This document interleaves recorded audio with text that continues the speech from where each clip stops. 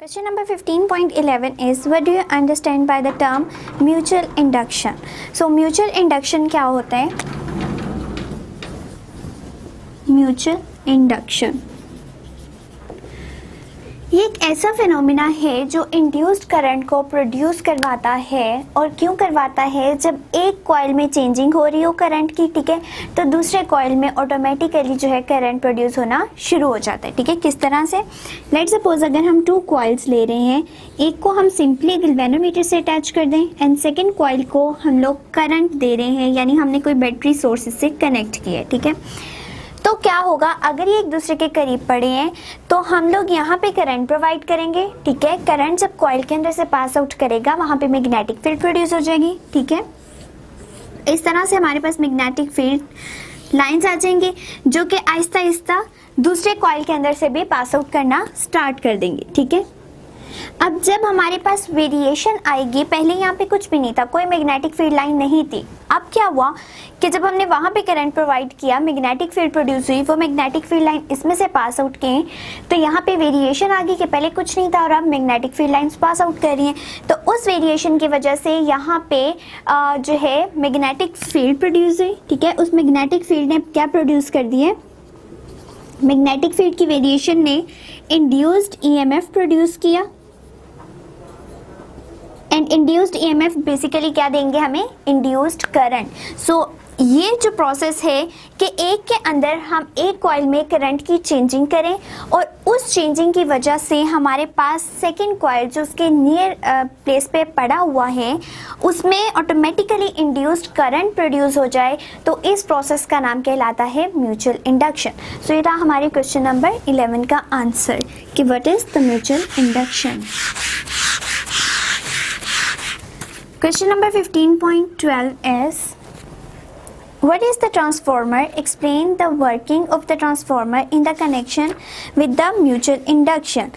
So हमें पूछा गया है कि ट्रांसफॉर्मर क्या है एंड ट्रांसफॉर्मर कौन सा प्रिंसिपल यूज़ करता है। बेसिकली ट्रांसफॉर्मर क्या है? ये एक ऐसा जो है प्रैक्टिकल एप्लीकेशन जो है इसकी कौन सी हो सकती है? म्यूचुअल इंडक्शन, यानी हम इसके अंदर जो प्रिंसिपल यूज़ करते हैं वो म्यूचुअल इंडक्शन का होता है। एंड ये क्यों यूज़ होता है? वोल्टेजेस प्रोड्यूस करने के लिए। ठीक है, लेट सपोज अगर हम लोग एक साइड से इसको वोल्टेज दे रहे हैं तो दूसरी साइड से हमें जो वोल्टेज प्रोवाइड होंगे वो या तो बहुत ज़्यादा होंगे। ठीक है, हम लोग क्या चाह रहे हैं कि हम बेशक कम वोल्टेज भी दें और ज़्यादा वोल्टेज गेन कर लें, तो उसके लिए हम ट्रांसफॉर्मर यूज़ करते हैं। या समटाइम ऐसा होता है कि हम चाहते हैं कि वोल्टेज बहुत ज़्यादा दें लेकिन आउटपुट पे हमें वोल्टेज कम मिले। तो ये तमाम चीज़ें जो वोल्टेज को कंट्रोल कर रही हैं कि कभी ज़्यादा प्रोड्यूस होकर मिल रहा है कभी कम, तो वो तमाम काम ट्रांसफॉर्मर करते हैं। ठीक है, अब ट्रांसफॉर्मर का बेसिक प्रिंसिपल क्या है? It work on the mutual induction phenomena. ठीक है, बेसिक प्रिंसिपल है इसका म्यूचुअल इंडक्शन।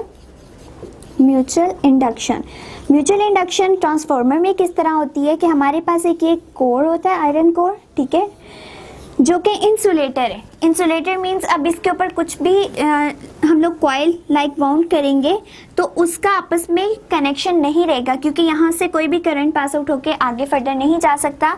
हमने iron core as a insulator ही लिया है। ठीक है, एक यहाँ कॉइल होता है, एक हमारे पास यहाँ कॉइल होता है। ठीक है, फर्स्ट वन को हम प्राइमरी कहते हैं, प्राइमरी कॉइल।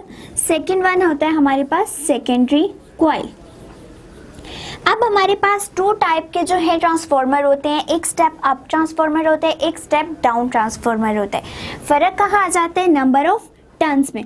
अगर हमारे पास सेकेंडरी कॉइल के नंबर ऑफ टर्न्स ज़्यादा हैं, जिसको हम एन से रिप्रेजेंट करते हैं, ठीक है, तो यहाँ पे वोल्टेज भी ज़्यादा प्रोड्यूस होगा। जितना ज़्यादा नंबर ऑफ टर्न्स होगा उतना ज़्यादा वोल्टेज प्रोड्यूस होगा। अभी हम देखते हैं किस तरह से। और अगर प्राइमरी के नंबर ऑफ टर्न्स कम हैं तो वोल्टेज भी कम देंगे। ठीक है, तो ऐसा ट्रांसफॉर्मर जिसके सेकेंडरी कॉइल में नंबर ऑफ टर्न ज़्यादा हों और वो हमें ज़्यादा वोल्टेज दे, इसको कहते हैं स्टेप अप ट्रांसफॉर्मर। ठीक है, अब अगर हम लोग यहाँ पे स्टेप अप में तो ये हो गया, अगर हम लोग प्राइमरी के नंबर ऑफ टर्न्स बढ़ा दें, ठीक है, एंड सेकेंडरी के कम कर दें, तो अब क्या होगा? नंबर ऑफ टर्न्स प्राइमरी के ज़्यादा हैं, यहाँ पे ज़्यादा वोल्टेज देना पड़ेगा। ठीक है, तो ऐसा ट्रांसफॉर्मर कहलाता है स्टेप डाउन ट्रांसफॉर्मर।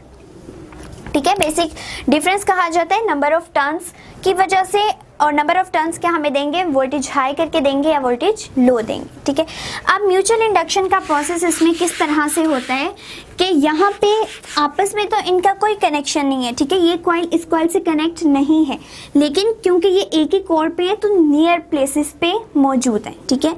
हम क्या करेंगे, हम यहाँ से सोर्स से वोल्टेजेस प्रोवाइड करेंगे खुद, ठीक है। प्राइमरी को हम लोग खुद प्रोवाइड करेंगे। इसकी वजह से यहाँ क्या हुआ, करंट जनरेट हुआ। करंट ने क्या किया, मैग्नेटिक फील्ड प्रोड्यूस करवा दी, मैग्नेटिक फील्ड प्रोड्यूस हो गई, ठीक है। पहले यहाँ से कोई लाइन पास आउट नहीं कर रही थी जब यहाँ कोई सोर्स नहीं था। अब लेट्स सपोज जीरो, अब यहाँ पे जब मैग्नेटिक फील्ड प्रोड्यूस होगी ड्यू टू करंट, तो वो क्योंकि ये पास पड़ा हुआ है तो इसके अंदर से भी magnetic field lines pass out करेंगी। सो लेट्स सपोज जीरो से मैग्नेटिक फील्ड लाइंस हमारी 5 पास कर रही, सो ये वेरिएशन आ गई, ठीक है। इस वेरिएशन ने क्या प्रोड्यूस करवा दिया, इंड्यूस्ड EMF, ठीक है, which give the induced current, ठीक है। सो यहाँ पे हमारा म्यूचुअल इंडक्शन का प्रोसेस इस तरह से हो रहा है कि हम एक कोर के ऊपर ही दोनों कॉइल्स को वाउंड कर रहे हैं, ठीक है। एक कॉइल को हम लोगों ने सोर्स दिया है जो कि प्राइमरी कॉइल है। सोर्स से हम लोग उसको जो वोल्टेज देंगे उसकी वजह से करंट जनरेट होगा एंड मैग्नेटिक फील्ड जनरेट होगी जो कि सेकेंडरी कॉइल के अंदर ऑटोमेटिकली इंड्यूस्ड EMF प्रोड्यूस करवा देगी या इंड्यूस्ड करंट प्रोड्यूस हो जाएगा। सो ये था हमारे क्वेश्चन नंबर 15.12 का आंसर। नेक्स्ट क्वेश्चन की तरफ मूव करते हैं, which is question number 13। Question number 13 is the voltage chosen for the transmission of the electric power over large distance is many times greater than the voltage of the domestic supply. State 2 reason why electric power is transmitted at high voltage. सो हमसे कहा गया है कि जब हम transmission of electric power की बात करते हैं तो हम कहते हैं कि इसको जो है हम लोग हाई वोल्टेज पे ट्रांसफ़र करते हैं। तो हमने दो कोई ऐसी रीज़न देनी है कि हम क्यों हाई वोल्टेज जो है इसके लेते हैं ताकि हमारी जो पावर है वो ज़्यादा से ज़्यादा ट्रांसफ़र हो सके विदाउट एनी हीट लॉस, ठीक है। सो सबसे पहले जैसे हम लोगों ने बोला है कि हम लोग वोल्टेजेस को इंक्रीज़ लेते हैं, ठीक है, हाई वोल्टेज लेते हैं, हाई वोल्टेज को ट्रांसमिट करवाते हैं। एंड हाई वोल्टेज की रीज़न क्या है कि पहली बात है कि अगर हम लोग क्योंकि हाई वोल्टेज तब यूज़ करते हैं जब हमने बहुत लार्ज डिस्टेंस पे जो वोल्टेज को ट्रांसफ़र करवाना हो, ठीक है, कुछ पावर के साथ। तो अगर लार्ज डिस्टेंस को देखें तो उसमें हमारे पास जो वायर है उसका वो बहुत ज़्यादा लेंथ में हो जाएगी, ठीक है। अगर वो लेंथ में ज़्यादा हो जाएगी तो उसके अंदर उतनी रेजिस्टेंस ज़्यादा हो जाएगी, ठीक है। अगर रेजिस्टेंस ज़्यादा हो गई तो रेजिस्टेंस क्या करेगी, तमाम चीज़ों को, वोल्टेजेस को, करंट को अपोज करना शुरू कर देगी और हमारा जो वोल्टेज है वो ज़्यादा आगे तक ट्रांसफ़र नहीं हो सकेंगे, ठीक है। सो पहली रीज़न क्या है कि ओवरकम करने के लिए रेजिस्टेंस को, टू ओवरकम द रेजिस्टेंस, ठीक है। अब रेजिस्टेंस को ओवरकम करने के लिए हम इतना हाई वोल्टेज देते हैं कि ऑटोमेटिकली जो है वो रेजिस्टेंस उसको के दरमियान उसके रास्ते में ज़्यादा रुकावट ना प्रोड्यूस कर सके, ठीक है। क्योंकि हम लोगों ने इसको लार्ज डिस्टेंस पे ट्रांसफ़र करना होता है, इसलिए रेजिस्टेंस को ज़्यादा से ज़्यादा ओवरकम करने के लिए हम हाई वोल्टेज को लेते हैं ताकि हमारी हाई पावर जो है वो ट्रांसमिट हो सके ईजीली, ठीक है। सेकेंडली हम क्यों लेते हैं, हम हाई वोल्टेज इसलिए लेते हैं ताकि हम करंट को रिड्यूस कर सकें, ठीक है। करंट रिड्यूसेस, अगर करंट रिड्यूस होगा तो हीट लॉस जो है वो ऑटोमेटिकली रिड्यूस हो जाएगा, ठीक है। हीट लॉस रिड्यूसेस होगा, इसका मतलब है आपकी पावर जो है वो ज़्यादा एफिशिएंट आएगी। अब क्या होता है कि by Ohm's law V equals to IR, अगर हमने जो वोल्टेज है वो बहुत ज़्यादा हाई ले लिए हैं तो करंट ऑटोमेटिकली डिक्रीज कर जाएगा, ठीक है।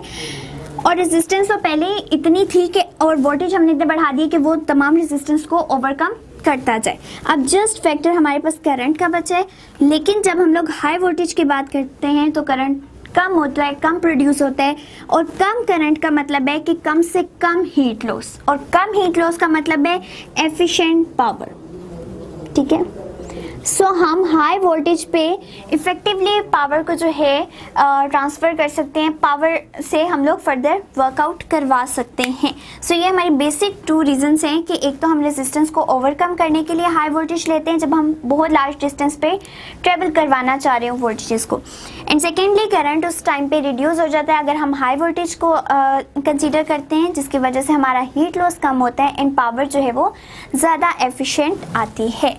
सो ये था हमारे क्वेश्चन नंबर 13 का answer. Next is the question number 14। Question number 14 is why is the voltage used for the domestic supply much lower than the voltage at which the power is transmitted? So हम जो घरों में voltage use करते हैं वो होते हैं 220 volts, ठीक है। 220 वोल्ट्स डोमेस्टिक मीन्स जो हम घरेलू इस्तेमाल में लाते हैं, ठीक है। लेकिन जो पावर स्टेशंस पे प्रोड्यूस होते हैं वोल्टेज वो किलो वोल्ट्स बहुत ज़्यादा क्वांटिटी में होते हैं, ठीक है। थाउजेंड्स में जो है वहाँ से आते हैं। अब वो सारा प्रोसेस जो हमने पढ़ा कि पावर स्टेशन से हमारे तक आने में क्या होता है कि डिफरेंट स्टेशंस पे स्टेप डाउन ट्रांसफार्मर लगाए जाते हैं ताकि हमारे पास जो है वोल्टेज हमें घरों में मिले वो 220 वोल्ट्स मिले। अब उनको कम क्यों किया जाता है? क्योंकि हमारे जितने भी हम लोग डिवाइसेस यूज़ करते हैं, इलेक्ट्रॉनिक डिवाइसेस, उनके ऊपर एक रेंज लिखी होती है, ठीक है। अगर उस रेंज से ज़्यादा उन्हें वोल्टेजेस मिलना शुरू हो जाएंगे तो वो ऑटोमेटिकली बर्न हो जाएंगे, ठीक है। तो अगर पीछे से इतने हाई वोल्टेज आ रहे हैं और हम आगे भी घर में जो है वो सारे चीज़ों को हाई वोल्टेज देना शुरू कर दें तो वो तमाम चीज़ें जो है वो बर्न हो जाएंगी, जल जाएंगी और वो प्रॉपरली वर्किंग नहीं कर पाएंगी, ठीक है। सो उनके ऊपर जो खास रेंज होती है उसी रेंज के अकॉर्डिंग हम उन्हें वोल्टेजेस प्रोवाइड करते हैं विच इज़ अप्रोक्सीमेटली 220 वोल्ट्स, ठीक है। सो क्या करते हैं कि पावर स्टेशन से डोमेस्टिक सप्लाई तक लाने के लिए डिफरेंट पावर स्टेशंस पे स्टेप डाउन ट्रांसफार्मर लगा के वोल्टेजेस को डाउन किया जाता है ताकि हमारे जो जितने भी डिवाइसेस हैं वो प्रॉपरली वर्क कर सकें। सो ये था हमारे क्वेश्चन नंबर 14 का आंसर।